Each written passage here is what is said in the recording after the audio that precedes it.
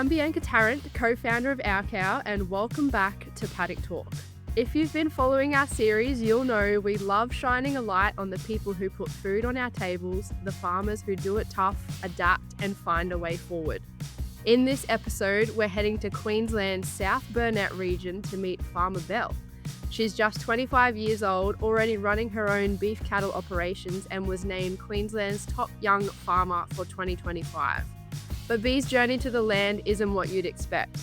From unconventional beginnings to building an empire on grit, hustle, and an unshakable love of farming, Belle is redefining what it means to be a modern Australian grazier. Welcome to the podcast, Welcome. Farmer Belle. Hey, Belle. G'day. What do you like to be called? Bee, Farmer Belle? Like Literally, either like B or Belle. Okay, I don't mind at all. right. Good. Well, thanks so much for jumping on. We're really excited to have you. And first of all, I just want to say a big congratulations on being awarded the Queensland top young farmer. So can you give us a little bit of a rundown? Like, how did this come about? Like, how How'd did you get nominated? what happened? Give us the story. I don't even know. I had a lovely lady who actually told me about it. I had literally no idea at all. And she said, you're in the running, like you're nominated against my son for like Queensland top farmer of the year or whatever, like young farmer. And I was like, nominated for what? So like at the same time, like I was just like looking it up and I was like, I didn't even know this was a thing. And then I looked it up and I was like, holy shit, like I've actually been, and I think at that time, I think I already had votes or something like that. So people had to actually nominate you for you to be in the thing. You weren't automatically just in. So I'm like, who the hell know? Because usually I'd get people on Instagram and be like, you know, you've just been nominated for this, or I just nominated, except no one told me until this lady. And then I wasn't going to post it on anything. So I was like, I wanted it to be a fair thing. And I'm really, you know, I wish, you know, the Courier Mail or whoever organized it had the rundown of each person and why they've been nominated and stuff like that. And it was really upsetting that they didn't do that, because it was purely just, you know, you get whoever knows you to vote for you. Like it wasn't like you're like other people. I'd prefer to look at it and be like, oh, this person's doing this person's doing this. Like I'm going to vote for this person because that sounds really great. And I was like, so why the hell have I been voted? Like, you know, and I just thought it was like quite unfair, but that's why I sort of didn't share it to Instagram and TikTok and stuff like that and be like, look, I've been nominated, vote for me. And I was like, nah, because like surely all of those other people are deserving. So I'm like, I'm just going to see how it plays out. And then, yeah, I had a bloody journo message me on Instagram being like, you won. And I was like, me? I was like, why the hell did I win? I was like, I barely shared it to like Facebook because I saw everyone else sharing it to Facebook that had entered. And I was like, hang on a damn minute. I wasn't going to share it at all, but I was like, you cheeky fuckers are sharing it to yours. So then all your friends and family are voting for you. And I was like, nah, I'm still going to play it fair. I don't want to post it because then it's going to be literally so completely unfair. Yeah. And then, yeah, it was like a shock to me that I won. And I was like, shit, that's rigged. Good on you, mate. Congratulations. Great. You got to take the W when you can. So well Yeah. done. So what happens now? Like, is there like a gala dinner? Like, is there a national award, or like, what's the story? Do you know? I literally have no idea. I was hoping they'd give me some sort of like physical friggin' award to find me mentors. Yeah, right. In the pool room. Yeah, literally be like, oh, somebody will come into my house and be like, oh, what's that award for? I'm like, well, let me tell you a story. Yeah, I have actually no idea. I haven't heard any more about it. So Yeah. I Okay. don't know. Righto. Well, we'll find out down the track, I guess. But so, like, obviously, you're at this point now. You've won this award for the young farmer in Queensland. But like, take us back. Like, tell us where, like, a little bit about like where you grew up, what was your kind of background, and all that sort of stuff, and how did you get to this point? I guess so. Give us a little bit of a rundown on your farming background and where you grew up. Yeah, for sure. So I grew up in Gippsland in Victoria. Such Yeah. a beautiful place. Everybody that goes there is like, wow, it's really stunning. But it is friggin' wet all of the time. It is raining all of the time. You get the winter blues. It's friggin' shocking, but it's such a nice place. Yeah. So I actually grew up on my parents' property. I have 7 other sisters. And Wow. funnily enough, only 2 of us girls are into farming. All of the rest just parted ways, and they're like, nah, we don't want a bit of the farm. We're not into farming.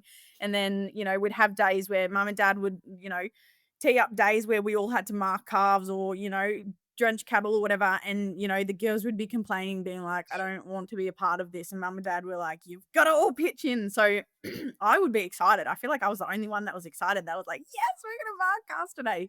Except we didn't have, it was always like super hilly country, so we didn't really have any. Oh, we had an Argo at one point, but we didn't really have like a quad or anything, and we didn't have working dogs.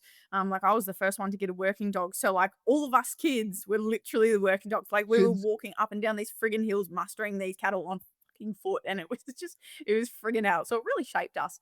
But yeah, Seven grew up. sisters, like Pardon? seven sisters. That's definitely That's a mad you had your own pack of working dogs with your sisters as well. Literally, I was like, these are everyone's always like, poor dad. I'm like, mate, he had his own fucking Kelpie crew. I was like, he did this on purpose. But yeah, so grew up on mum and dad's farm, and then we were always leasing like other blocks, and mum and dad were doing beef as well as doing, they had multiple other jobs. Like dad's a fencing contractor, and then, they were both working at the sale yards, and then, they just had job after job after job. And then they were also doing, relief milking. So like me and my sister would come along as kids and teens, and that's how we would earn our money. Like one of my sisters, she got paid $5 for a milking. So like then we sort of, mum and dad would have beef on the side, and then, would also be doing dairy farming as well. We didn't own our own dairy farm, but we'd be doing like contract relief milking for like friggin' bunch of different people. Yeah. So yeah, that's what made me hate dairy farming, because I did it for like, shit, I did it for like 15, 20 years. And then I was like, nah, I was like, I friggin' hate waking up at 3 o'clock in the morning. So I actually branched out, and I started, as a 14-year-old, I worked at a cinema, I worked at a theme park, I worked at like a grocery store. Like I didn't really, know that farming was my purpose, even though I absolutely loved it. I was like, oh, I'm not quite sure what I want to do. And it wasn't until, had a bunch of jobs, and then I just always kept coming back to farming, and I was like, I just love farming so much, but like I never thought I could run it myself, because everybody's like, you either have to inherit the property or you have to marry a rich farmer. And I was like, yeah, but that puts so much pressure on you. Like you're like, oh, I have to find love immediately if I want to have my own farm. And I was like, Yeah. fuck that, I don't want to do that. Anyway, so I started working on stations as well. So when I turned 21, I worked on my first station. That was sheep and cattle, and I like mum and dad didn't have sheep then, so it was just such a new experience for me, and I absolutely loved working on stations, and that's what brought me back to like, being farming full time, because I just loved it so much. And then with that station, I'd actually gotten into a car accident with a few of the other employees, and then because I was on a trial period, it caused, the owner said it caused a lot of stress to the company that we were in a car accident. So I was, last in, first out. Yeah. So I got, that contract sort of got terminated, and then, I had back problems and neck problems, and I was out of work for a hot minute, and I didn't have like cattle of my own at the time because I was working on the station, and mum and dad still has theirs. But yeah, I started doing I started getting back into farming. Yeah. And yeah, and then built my own empire. Oh, good on you, mate. Well done. And what like Gippsland is a fair way from like the South Burnett. Like what attracted you to that area? Like why did you buy your country around there? I love the heat so much, and because 'cause I'm so used to Victoria just raining all the bloody time. Yeah. Once I worked on that station in New South Wales, and then I worked on one in Queensland, and then after that one, I sort of was just hanging around the Queensland area, and I was driving around and sort of experiencing a bit of Queensland, and I just fell in love with it then, and I was like, "I want to buy a farm up here." Like the seasons are completely different, like their wet season, and I was like, oh my god, there's just so much to learn. And their cattle, like we don't really have many friggin' Bos Indicus cattle down there, it's mainly Bos Taurus. So I'm like, oh, I really want to learn it. Like, Jesus, I really want to I really want to learn about these cattle, and all of these weeds and all of these different things. So yeah, I just fell in love with the heat and all the differences. Yeah, yeah, for sure. And like obviously, like there's been some knockbacks along the way, like, working on different stations and all that. And I know what it's like. I've seen, Bianca working on properties and things like that, and kind of like the knockbacks that she experienced. Like tell us a little bit about some of that you experienced as like a young girl working on a few properties, and like the challenges I guess that you face from that. I think the main challenges were, like I sort of got my jobs off Facebook on, ringers from the top end and stuff like that. That's how I found my station jobs. And I'd obviously been accepted for a couple of them, but I'd been knocked back obviously because there was someone with more experience, or there was someone, who, is a bit stronger than me and stuff like that. So it was really tough and it was really disheartening, having men being put before you, and even some of these men just because they were stronger. Like I was like, I sort of have like more experience though, like with cattle. And I'm Yep. just like, oh, this is a bit unfair here. And I ended up working with one bloke who is literally getting paid like $70,000 more than I was, and I was like, "What the fuck?" I was like, Yeah. "This is so unfair." Like, I'm giving a red hot crack. Like, I've always had the mentality like I'm gonna try everything, and I think that's why I was successful at getting those jobs. And whenever people ask me, what advice do you have? Like, I want to work on a station. I'm like, be willing to try anything, because your employer is gonna be like, are you willing to get your truck license? Like, you okay with riding a horse? You okay with riding a bloody two-wheeler? You okay with doing this? And if somebody is going to say, oh, I'm unsure about that, like I'm a little bit nervous, I don't think I want to get my truck license, then you're probably not going to get hired. But because I was willing and I was like, yep, I'm going to give anything a crack. And even though, oh my God, it was friggin' hell and it was so difficult, it shapes you, and then you learn to love it because you get used to it so quickly. Yeah, I think like that's why you are who you are and why you've been so successful, mate, because you are willing to give anything a crack. Like Mm. that's just like the number one attitude you got to have, and that's why you are where you are. So Especially being a congratulations. girl too. Like if you're a girl and you're working in those environments and you're like, oh nah, not like it's Yeah, not for me. bit too Like prissy for straight sure. away you get tarnished with the, oh, she's just a girl, like that brush. Yep. And I've always found like like as a girl, you honestly have to work 10 times harder than a fucking bloke just to be able to get the same amount of recognition as a bloke. Yeah, Yep. yeah, definitely. Absolutely, because like men, men aren't gonna turn around and be like, "Oh, no, mate, I'm not gonna do that." Men are just gonna do it. I'm just gonna Men are do it. just gonna do it, and then, you see women and they're like, "Oh, I'll just leave it to the boys if the boys wanna do it," where I was like, "No, fucking get me in there as well." I was Yeah. like, "What are you doing?" I might not be as strong, but I'm gonna try my hardest. So I'm wrangling these sheep and I'm flipping them on their backs, and I'm like, "Holy shit, like my back is breaking." But I was like, Just you've giving just it gotta a crack. give it absolutely everything. Yeah, it's not from like a lack of effort or a lack of trying. And that's Yeah. the number one thing that I find, like just having the right attitude, and yeah, super good. So, walk us through your farm pathway journey, because it's not it's not a conventional farm pathway. It's like, normally for a person going onto a farm, it's like succession, inherited, that sort of stuff. And even for us, like we didn't inherit our place. Like we know. It's fucking tough, man. Like it is proper tough. And like I know all the things that you would have went through as well. Like, okay, you're looking around for a farm, you're looking for this, you're going through realestate.com, like all this shit. And I know like it would have been challenging to get to that point as well, going and talking to real estate agents and trying to work out all this sort of stuff. So like I just yeah, I'll take my hat off to you, but like it's awesome to see and Yeah, it's give us the yeah. fun part. So did you like have in your mind that you wanted to buy a farm before starting your OF, or like how did all that work? So before I started OF, I think the reason why I kept branching out, like out of farming, was because it was just, people had put in my head, it's unrealistic. You're never going to do it. You're going to have to inherit it. And I was like, I've got seven other sisters. What the fuck am I going to inherit? Literally a wheel off a tractor, mate. I was like, I'm not getting anything.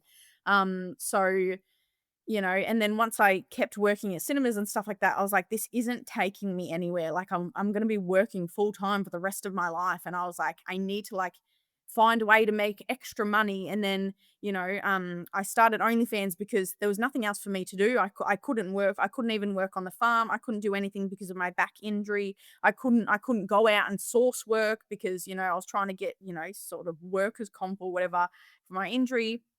And I was like, "Oh, I may as well give it a crack." And at the time, mum was going through cancer treatment. So I was like, watching my parents struggle financially, like just thinking about, you know, the money to help mum and get all these extra treatments and stuff like that, and taking the toll. And then they're also trying to run the farm, and they're trying to run this lease block, and they're trying to do this and this. And I was like, "Oh, I might be able to, I might be able to help out. Like, I'm not quite sure. I'm not going to say too much."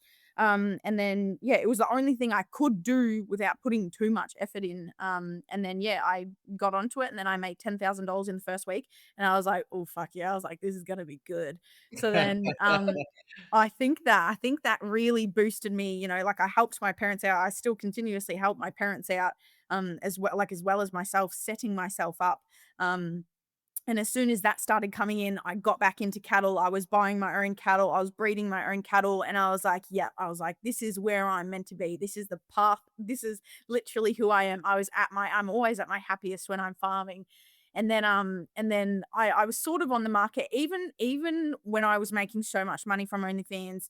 I was like, I still want to work on another station. Like I'm still making that money, but I want to keep working on a station because, you do your OnlyFans. What the fuck else do you do for the rest of the day? You feed cattle and then, like what else is there to do for the rest of the day? Because I didn't own my farm at that point.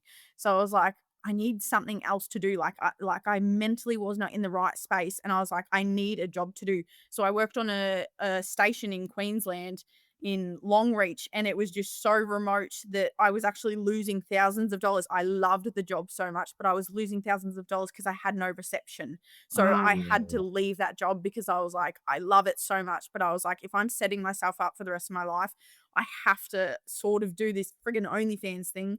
So I ended up leaving that job, and then for a couple of years after that, I've just been on the hunt for a farm and I was like, I want it to be perfect and I want it to be, I want it to have a bit of acreage and I want it to, have a pool ideally and be a big house so my family can come visit. And the place that I've got just ticked all of the boxes and it was quite difficult trying to get it because, your bank is obviously like, oh, is this a steady income? And I was like, well, it would be a steady income because as soon as I buy it, then I can fucking farm animals off it. So I'm like, you're literally preventing me from doing it anyway.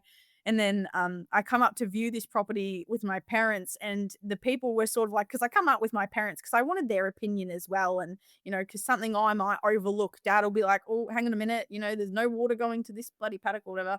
yeah. Um, and mum and dad loved it. Mum and dad fell in love with it as well. And, in the process of buying it, the agents were sort of just looking at my parents like, as if they were buying it. And both mum and dad were like, they would say something to my parents, and my mum and dad were like, we're not the one that buying it. It's actually our daughter B that's buying it. And then they're like, oh, okay. And I was just like, oh, Jesus, it's gonna be a bit of a shit show. Please don't ask questions.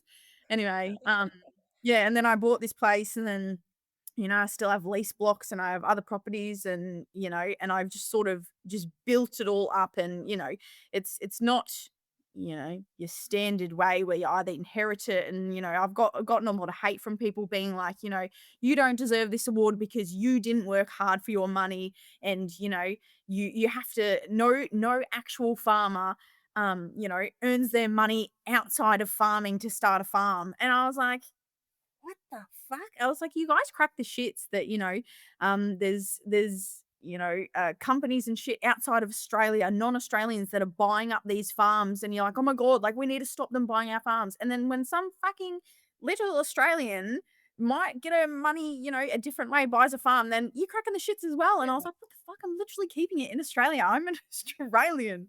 So yeah, it's been a bit of a wild ride. Uh, Do but the banks see OnlyFans as like an income stream? Like, how did that come about?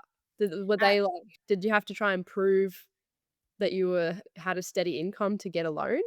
Yeah, yeah, yeah. At first they were like, oh, there was a lot of banks that actually knocked me back a ton, like they'd sort of breadcrumb me and be like, yep, yep, you're gonna get this property, and then smack bang, I'd get an email and it's like, nah, you can't get this property because we're not gonna accept it. And I was like, what the fuck? And I was like, I'm never gonna be able to get a property. And then eventually, my bloody mortgage broker was just so convincing to them and was like, she's making a lot of fucking money, and like proved and gave all of my sort of statements from OnlyFans and stuff like that, and was like, this is how much money she's making, like freaking seven figures. And then they were like, holy fuck, okay, she makes money, all right, we'll give her the farm. So yeah, it was so difficult being knocked back so many times, and I was like, shit, I'm just gonna have to keep saving. And then eventually I had a breakthrough and I was like, hallelujah. yeah. And it's wild because, like, we talk about it all the time, like, the deposit that you need to buy a farm, like, I don't know what it was for you, but for us, it was, like, 40 to 50%. Yeah. of the purchase price. Like, who Yeah. the fuck can save that amount of money on a wage? Yeah. You literally can't. No. And doing stuff outside of farming, like, we work for the devil, a coal mine, so, like, it was probably a lot we did nearly did a lot of bad shit too to get to, buying our farm, so But you have to, like, you've gotta think outside the box, like, and you gotta hustle. people that say shit like that, like, "Oh, you can't work off farm." Like, you can't afford to stay on farm without that. You gotta hustle, you gotta be doing everything you can, and, like, There's not many people that get to that point. Like, you think about a few people that might have, like, they have a big trading operation that allows them to buy a place, or they are just a heap of country and then they can borrow against their cattle or whatever. Like, yeah, you have to, like, get creative. Like, $500,000 for a deposit doesn't just drop into your bank account overnight, yeah, yeah. Yeah. literally. And like you said, so your first week on OnlyFans was $10,000, but you say yourself, like, not everyone makes it on OnlyFans. Like, you can't just, like, snap your fingers and Yeah, be I can't just get on there and take my gear off and make a fortune, like, acting like, cost us money if that you went on. that's a it's a I'd have hustle. to pay you to put your clothes on. Exactly right. So, like, Like, how do you get to that? Like, how did that even happen? Like, was the platform really established when you went on there? And, like, how do you go from, like, nothing to that, or, like, within a week? Yeah, literally, when I first started, I had, like, -$8 in my bank account. I was borrowing money off my sister, and I was helping dad fencing contracting, and I was like, "Fucking hell, I just need to make some sort of money, like, I'm so stressed, I got my phone bill, I gotta pay for fuel, and I've got -$8." And it's just engraved in my brain going from -$8 to $10,000 in my bank account, and I was like, "Holy fuck, I've never seen this much money in my bank account before."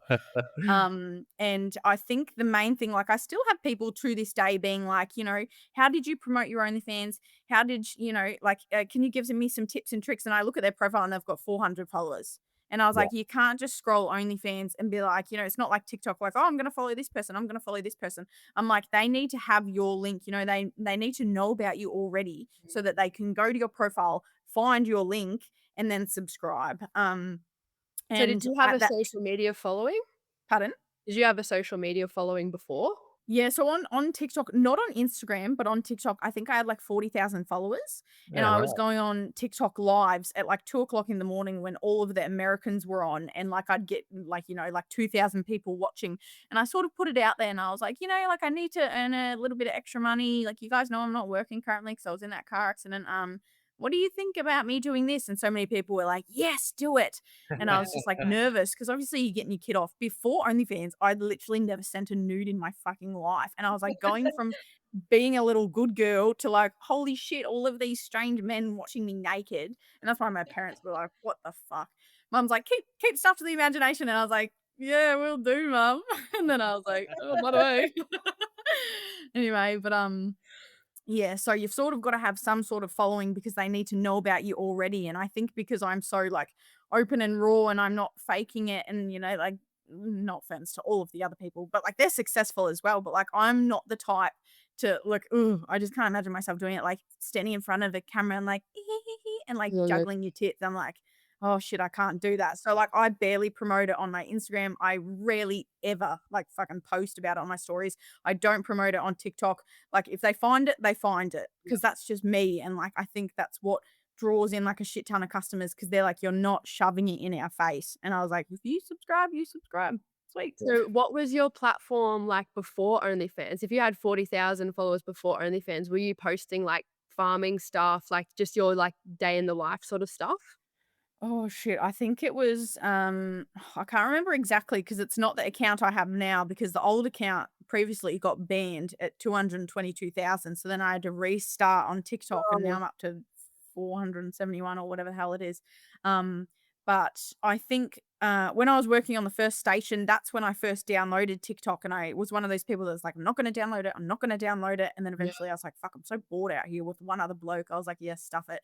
And I was doing like those sort of voiceovers where it's like, a scene cut out of a movie and you're just pretending like acting that it's you saying it and stuff like Yeah. that. And I'd get some followers, but it wasn't until I actually started speaking to the camera that like my account just blew up. Like, there was Yeah. just one video of me speaking where like, holy shit, everyone was like, holy fuck, I love the Australian accent. And that's literally what made it blow up, me just speaking. And then, yeah, it went from, it was sort of like milestones. It was like 10,000 followers, and I was like, "Holy fuck, I'm famous." And then 20,000, and I was like, "Holy shit." I was like, "What the hell's going on?" And then it got to 40,000, and yeah, so I think the key is not to try and impress, to literally just be yourself, and if you're Australian, fuck, you've already got one foot in the door. Just talk. Literally. So I want to talk, like, obviously there's, you cop a bit of flack and you get a bit of hate in that as well. Like, how do you mentally deal with that? Because like we when we first started this, we used to get the same sort of flack, and you get like the vegans that'd smash us, or we'd get like people that'd just be like writing rank shit about you all the time. And like I used to be like, I seriously took it so personally. I went to go and drive to one bloke's place that like put up a post one day, and I was gonna bash him, you know what I mean? So like just like This happened like 2 days ago. So Dave got an email the other day. Dave got an email the other day from someone saying that I don't deal with customer service this is why, for a good reason. Like, it was like, "You guys are just turning into Woolworths. You're spending all your money on, like, fancy packaging instead of paying farmers." And Dave's, like, taking a video of our office. We work in, like, a crack house. It's not a crack. It's not actual crack house, but we call it the crack house. So, anyway, and he's like, "Yeah, you think this is fucking fancy? I've got holes in the floor. The lino's all ripped up." He's like, "I'm drinking a black fucking cup of tea." Like, But yeah, like it's not about me. It's about B here. So I just want to know about, like, how do you deal with that? And I know that you say that you try and just fob it off and all that, but like mentally, like I know what it's like to fucking deal with these people that are just like at you and think Mm. that they know your life, and like they're trying to tear you down. And I think like it's a bad thing in Australian culture that we see like tall poppy sort of syndrome, where you're sticking your neck out. Like there's people out there that are going to say, "Oh, you haven't done this, you haven't worked hard," but mate, I guarantee you've worked harder than most people to get where you are. So like, how do you deal with that, like mentally, and then like just a little like how do you deal with it? So I still, I always get messages from people being like, "How do you have so much confidence? Like, I wish I didn't, sort of listen to what other people say, but like, do you have any advice for me?" And I'm like, "Shit, I don't know if I do, because I've always been like this. I've always been the exact same person. Even in primary school and high school, whenever I had bullies, I was sort of just like, get real, mate." And I literally put it down to my parents. My parents literally raised all of us girls, and dad's a bloody comedian. He comes up with the funniest shit. And, you'd come home from school and you'd be like, "These people are saying this stuff about me, dad." And he'd be like, he'd come up with just some hilarious sentence and be like, "Next time you see them, say this," or, like, tell them to shove it up their fucking ass. Like, mum and dad would have the best attitude about it. And Yeah. I just put it down to my parents and the way they raised us. They weren't like, "Oh, it's okay, darling. You're okay." They raised us fucking tough kids. They're like, "Tell them to fuck off." They're like, literally just, so that's the way that I was raised. So that was just my mentality. Whenever I was bullied in school, I was just like, get real. Like, you must be so miserable with yourself. I was like, fucking take a look at yourself. Um, and then as an adult, like, still to this day, I actually, I can't say that any comments, I get vile comments all the time, and it just goes straight over my head, because I'm like, "You're not benefiting me in any single way. You are not paying my bills. You are not doing unless you're a subscriber, but you are not doing anything to benefit me." So I'm like, why the hell would I listen to you? Yeah, it's always the people who have nothing going for their life, that are just sad. They're upset. Their family's probably falling apart, or their job's probably falling apart, and they've got to take it out on someone else. So that's the way that I look at it. I'm like, unless you're, doing something better for my life, like, I might take into account what my family have to say, and they'll be like, "Oh, I don't know if this is a good idea, blah, blah, blah." Like, mum said to me the other day, she's like, "Oh, I just don't know if you're going to find a man." She's like, and I was like, "Mum, don't stress about it." I was like, literally, don't stress about it. But I was like, if I'm not stressed, you shouldn't be fucking stressed. But I think, honestly, it's the way you raise your kids, and it is literally, you've got to look at it as, if you're not benefiting my life, I don't need to fucking listen to you. You Yeah. know what I mean? Like, I'm the only one that's in charge of the way that my life pans out. So I'm like, ears are closed, tunnel vision. I'm like, fuck yeah, let's get these dreams coming true. I think that is like a superpower in itself, mate. And there's like people that go through their whole life that can't experience like what that is to let that go. Mm. So like for you to have, have that mentality when you're so young is like a superpower in Mhm. itself. So Yeah. awesome. Sometimes you Yep. get bogged down in that stuff. So, Yeah. yeah. Yeah. Yeah. So, tell us like a little bit about your actual farm. Yeah. Like, how big How's is your it? Like, operation? how many cows do you run? Like, what do you do there? What sort of cows? What do you crop anything? Like, give us a bit of a rundown. So, I wish it was cropping. I'd love to get into cropping, but it's just beef. I have beef. Like I've got lease properties down in Victoria. I own properties down in Victoria. I've got properties up here. I'm currently looking at another property to buy or another property to lease, but they're so hard to come by up here to lease them that I'm like, oh shit. Whereas like down in Victoria, like it's quite easy to come across, but like you're up against so many different people. Whereas up in Queensland, it just never nobody's ever leasing out their blocks. Um, but yeah, I've got friggin' acreage also. I have people bloody come onto my lives or message me and be like, "How many acres have you got? How many head?" And I'm like, I actually don't fucking know. I'm like, I've got cattle fucking flinging left, right, and center. I was like, I would actually have to go through the books, but I'm like, maybe a couple hundred, maybe a few hundred. I don't fucking know. I just know that I've got cattle down there and I've got cattle up here, and Yeah. everything is so left, right, and center and everything that I'm just like, oh, holy shit, I don't even know. But um So what's yeah, it got what's it a selling got your a life? couple What's hundred head currently, and yeah. always looking at the market, but the market's so expensive right now that I'm like, oh, and we're coming into the wet season as well. So I'm like, it's just gonna get more expensive. So I'm sort of holding off right now and, waiting until, a few of my steers are a bit bigger and then, fatten them up and get rid of those lots, see what the market's like or whatever. And then yeah, I've got cows and calves down in Victoria, but I don't have cows and calves up here because there's like a ton of wild dogs in the area. And most of my neighbors just do steers, or they do heifers. They don't usually do calves because of these wild dogs in the area. And then one of my neighbors, she does breeders, and the wild dogs just come in and they take those fucking calves. And I'm like, oh, I don't know if I want to go through that until these fucking wild dogs. There's one big black fucking wild dog that is just well known. Nobody can shoot the bastard. So I'm like, I'm not willing to risk a ton of calves because of these dogs. So I'm like, I'm just going to play the safe bet and I'm going to do weaners for now. And then, yeah, maybe do breeders on a different property where there's less wild dogs. I mean, they're everywhere, but Yeah. yeah, less Yeah. wild dogs. But yeah, so I've got a bit of a mixed herd. Down in Victoria, I mostly have Angus, or we have, I have Speckled Park. My parents have Speckled Park. They have Angus. We sort of have similar breeds. But mostly, the Boz Taurus down there. For the colder climates, that's what we're used to. And then up here, I've got a mixed bunch. I've got the Boz Taurus, I've got the Boz Indicus, I've got the Drought Masters, I've got Brahmins, I've got Charolais, I've got Brangus, just a total mixed bunch. But that's only because, they're steers. I'm like, it doesn't really matter too much. Whereas if I was doing breeders, I think I would just stick to one breed, which I'm looking at doing that in the next year, hopefully, maybe just stick to bloody Charolais or something. Yeah.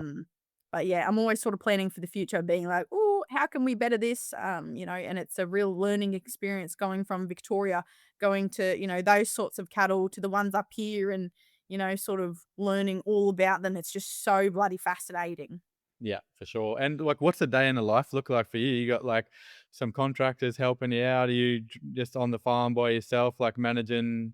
Like, obviously, you're doing a few trade steers and stuff like that. You're just managing those yourself, and then you got someone that helps you out down south as well. Like, and then the other question is like, how did you learn all this stuff to be like? It's obviously you've worked on a couple of properties and stuff, but I know, like I've spoken myself, like it's a lot different, like driving a car to actually watching someone else drive the car, like Yeah. learning about all this stuff yourself, and especially when you're running your own operation.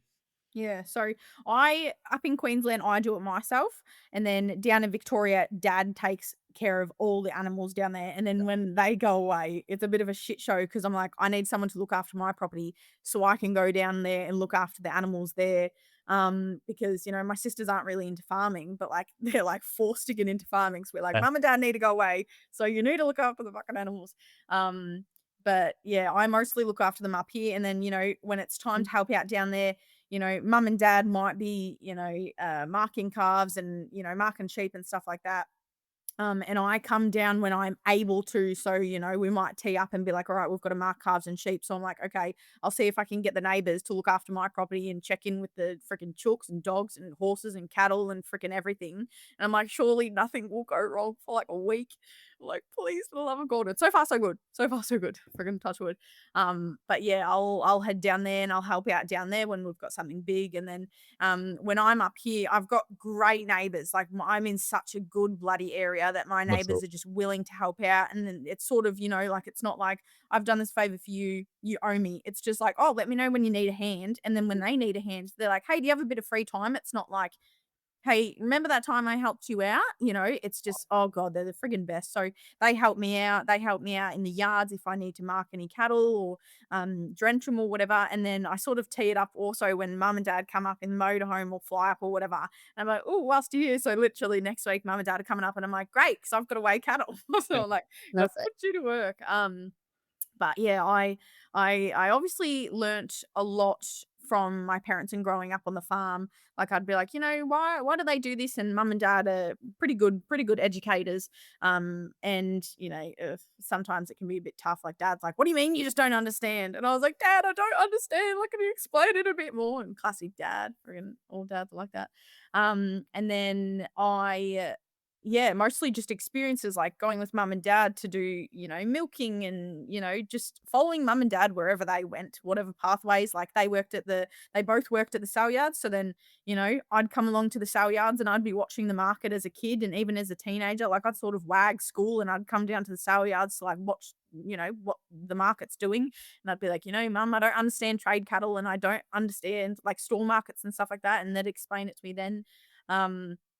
And then in school, because we had to have like an extra, sort of an extra curricular or whatever the hell you call it, I chose ag because I was like, you can always learn more. So I started doing that and it was really hard for me. Like school, I feel like, school is hard for friggin' everyone, but I just couldn't understand bookwork. Like I need someone to show me physically, otherwise I'm not going to understand it. And that's what was so good about TAFE, because they'd take us on day outs and be like, they'd teach us how to drive, tractor and stuff like that. And I would think that I'm fucking so cool because I'm like, Dad's already shown me this, so I don't have to learn it. So I'm like fucking ripping skids in this fucking tractor. And then everyone's like, well, that's so what was in my fucking mind. But everyone's just standing there being like, fucking here we go. But yeah, so I did ag TAFE. I think I got my certificate 2, 3, and 4 or something like that. And it wasn't necessarily so I could get jobs. It was just like I just want to learn a bit more and see what else like there else is to learn. And then yeah, just working on stations and getting different jobs and working on the stations. Like I'd never worked with sheep before, and everyone's like, fuck sheep, like hate sheep. But I was like, I love working with sheep. And I was like, I fucking loved it so much. And there would be days where the shearers would be, you know, they'd be shearing all the freaking sheep and we'd have 3,000 to go through. And the bloke that I was on the station with, he'd fuck off and do some other job. And I would be the only one having to drench those 3,000 sheep. So I'm fucking punching this gun in this mouth. And then, oh my God, it was just, oh, such a learning experience, but I freaking loved it. And Yeah. then, yeah, just getting different jobs on different properties all the time. My dad used to say to me, it doesn't look so good on your resume that you've had 10 different jobs. And I was like, yeah, but I like to experience different things. So, I'd leave out some jobs that I'd have on my resume because I'm like, it probably does look bad. Like it looks like I'm being fired or, I don't commit to something. But I'm like, I just love to experience so many things. And a couple of years ago, actually, I started doing, it was like with learning online, another sort of ag course. And I did well, I didn't do, that's the point of it. I signed up, I paid like $4,000 because I wanted to study agronomy and I wanted to do pasture management and I literally did like 5 different courses, but I just didn't have enough time and they only give you a year to do your courses and submit your courses. And I was like, that's not enough time for me. Like I've already got so much shit on. So I'm like, I wish they would just not have a time limit. And Yeah. like, that taught me about the Bos Taurus and Bos Indicus. Mm. And that's, that was the thing that I studied. And before that, Like that was only friggin' a couple of years ago. I didn't even know Bos Taurus and Bos Indicus was a thing. And still to this day, I talk to people about it because I'm like, it's so fascinating, is it? Because they're like, what the fuck does Bos Taurus and Bos Indicus mean? And I'm Yeah. like, right? I have no idea about it. But that was a really good course, but I wish that I stuck to it, but I just didn't have enough time. So yeah, the way that I learned things was it's so much easier physically, working on stations. They'd be like, oh, the reason we do this, and they'd showed me exactly. And then you see, because people get shitty and they're like, why do they cut the tails off lambs? And then I learnt on the farm that, they get fly blown, and I've seen the maggots firsthand just freaking eating these sheep alive. And I'm like, it's so much better to learn it in person and learn it physically than over a piece of fucking paper. Cause, you're looking at this piece of paper and you're like, what the fuck? And then the teacher tries to explain it. And it's just, it's so much better when you're in the moment, like learning it. So It practical learnings to go. Yeah, Yeah. sometimes it's like, unless you've learnt it yourself, it's even hard to explain that to like an everyday person. Like even some of our customers trying to explain to them like why we do stuff on the farm, like why do we drench cattle and all that sort of stuff. They're like, oh, that must be so bad. Or like I put a video up the other day of an automatic sheep handler and they're like, that looks so painful for the sheep. I'm like, it's literally so calm and it's like so safe and it saves so many arguments. But like until you're in the moment, like trying to explain that to people, yeah, Yep. hands-on makes a big difference. So what's the plans for your farm going forward? Like, what do you wanna do there? What's the big goal? I'd love to see what your aspirations are and where you're going from here.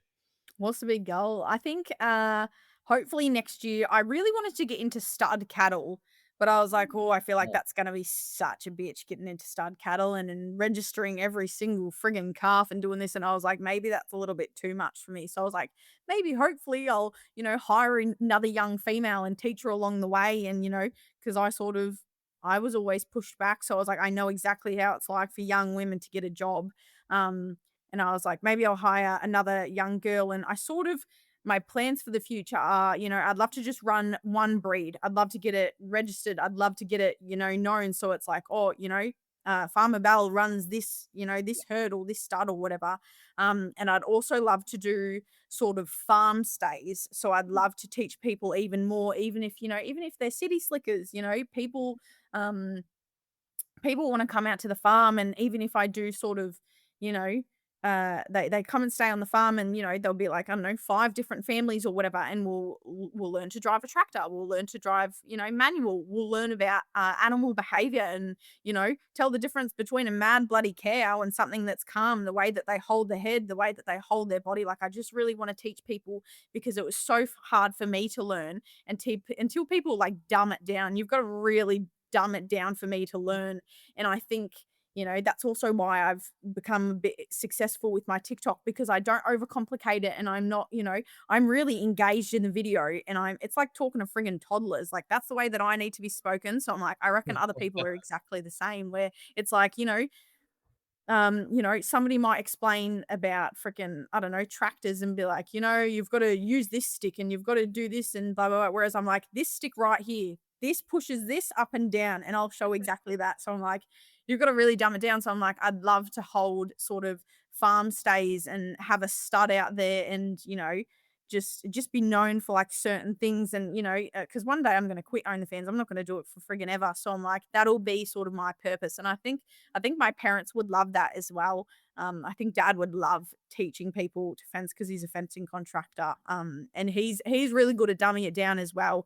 Even sometimes I bloody FaceTime him and I'm like, Dad, this fucking fence. I'm like, I don't know how to friggin' do it. And I'm so used to you doing it that I'm like, I don't know how to do. And he's like, you got to go under and over and under and over. And I'm like, what the fuck? Anyway, but yeah, so I've always got some sort of dream. It's not like, oh, I'll see how life takes me. It's Yeah, like, I'm going to get to this point. I'm going to make it happen. that's so cool. Super Yeah. determined. I'm excited to watch how you pan all that out over the next couple of years, especially on your TikTok tutorials. Um, that's a wrap for today. Thank Mm, you so much. Thanks I for coming. loved hearing all of that. Thanks, Belle. Can see how that's all right. passionate you are about farming. We finish every episode off with a little recipe. Yep. So, are you a cook? Are you much of a cook? I hate cooking. Same. Can relate. So, what's something that you cook that's not like toast at home? Like, what do you cook? What's your go-to meal? I love spaghetti. I love spaghetti. And I think the key to spaghetti is our cow's mince #1. Oh my God. I love that video you did where it was like Shameless plug. comparison to Woolies mince. And I was like, it's so true because I was a vegetarian for 10 years. So I'm like, when Really? when I smelt the supermarket mince, I'm like, that's literally what turned me because I'm like, it fucking smelled so bad. And I'd have to cover my mouth as I'm like making spaghetti. But yeah, spaghetti is the friggin' key. And I believe you should literally just chuck a bunch of shit in. Like people say, don't put like vegetables in spaghetti. It's meant to be like, just mince. Whereas I'm like, if you grind that shit up, so it's like literally like a paste consistency of, of carrots, of zucchini, of onion. And then you put in your tomato paste, you put in your diced tomatoes, you put in like, even a tablespoon of sugar. And then even tomato sauce and sugar. I'm like, I swear to God, I That's the stand by that secret. because I will literally gorge myself on spaghetti. You've got to, because it's not just basic, like, a jar from the supermarket and your meat and your spaghetti. I'm like, just chuck random shit in chuck some tomato paste, some tomato sauce, grind up those vegetables so you're still getting your vegetables in, but you're not crunching on a bit of fucking carrot. Yeah. Yep, spaghetti bowl's the best. That's your go-to. sounds Love great. it. Yeah. Cool. Love it. Well, thanks so much for jumping on. Before we go, can I just ask one thing? We've got a mob of butchers that are like your #1 fan. Can you just give a quick shout out to them? Can you say, just say something to our butchers, they'll fucking die. that they will love That's- so much? Bit of a shout out to the butchers, hey. Just want to do a little shout out to all my little butchers out there. Love your videos, guys. Love the TikToks. I bloody live for the dancing and the friggin'. I swear I repost so many of them. Yeah, I love them. I'm watching all your videos all the time. So And I'm a always big watching fan you. of the our cow meat products. Yeah. So Yep. that was Farmer Belle, a young woman proving there is no one way to get into agriculture, as long as you've got the grit and determination to make it work. Her story is unconventional, bold, and inspiring, but at its heart, it's about the same thing all farmers share: a love for the land and a commitment to feeding the country. If you're enjoying Paddock Talk, share this episode with someone who loves a good yarn about resilience, reinvention, and the future of Aussie farming. We'll see you next time.